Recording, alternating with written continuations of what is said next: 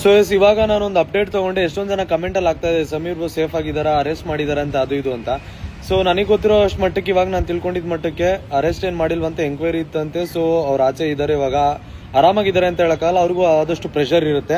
So ಈ ತರ ಒಂದು ಸೂಕ್ಷ್ಮ ವಿಚಾರದ ಬಗ್ಗೆ ಮಾತಾಡಿದಾಗ ನಾವು ಎಲ್ಲಾ ವಿಚಾರನೂ ಮಾತಾಡಬೇಕು ಅಂತ ಎಲ್ಲಾ ಯೂಟ್ಯೂಬರ್ಸ್ ಹತ್ರ ನೀವು ಎಕ್ಸ್ಪೆಕ್ಟ್ ಮಾಡ್ತಿರಲ್ಲ.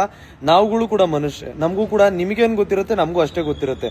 ನಾವು ಅಮ್ಮಮ್ಮ ಅಂದ್ರೆ ಒಂದು ಕಮೆಂಟ್ ಹಾಕ್ಬೋದು, ಅವ್ರಿಗೆ ಒಂದು ಮೆಸೇಜ್ ಹಾಕ್ಬೋದು ಅಥವಾ ಒಂದು ಪೋಸ್ಟ್ ಹಾಕ್ಬೋದು ಅನ್ನೋದು ಬಿಟ್ರೆ, ಆ ವಿಚಾರದ ಬಗ್ಗೆ ಗೊತ್ತಿದ್ದವರು ತುಂಬಾ ತಿಳ್ಕೊಂಡಿದ್ದವರು ಮಾತಾಡಿದ್ರೆ ಚೆನ್ನಾಗಿರುತ್ತೆ ಆ ವಿಚಾರನ.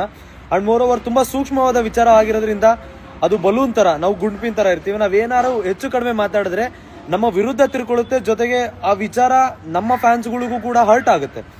ಅದಕ್ಕೋಸ್ಕರ ಇದರ ಒಂದು ಸೂಕ್ಷ್ಮವಾದ ವಿಚಾರನ ಆತರ ಸೂಕ್ಷ್ಮವಾದ ವ್ಯಕ್ತಿ ರಿಸರ್ಚ್ ಮಾಡಿ ಮಾತಾಡಿರೋದೇ ಒಳ್ಳೇದು ಅಂತ ಅನ್ಕೊಂತೀವಿ. ಸೊ ನಮ್ಮ ಕೈಲಿ ಆಗುವಷ್ಟು ಧೈರ್ಯನ ನಾವು ಅವ್ರಿಗೆ ತುಂಬಾನ. So as of now is safe, is fine ಅಂತ ಅನ್ಕೊಂತೀವಿ.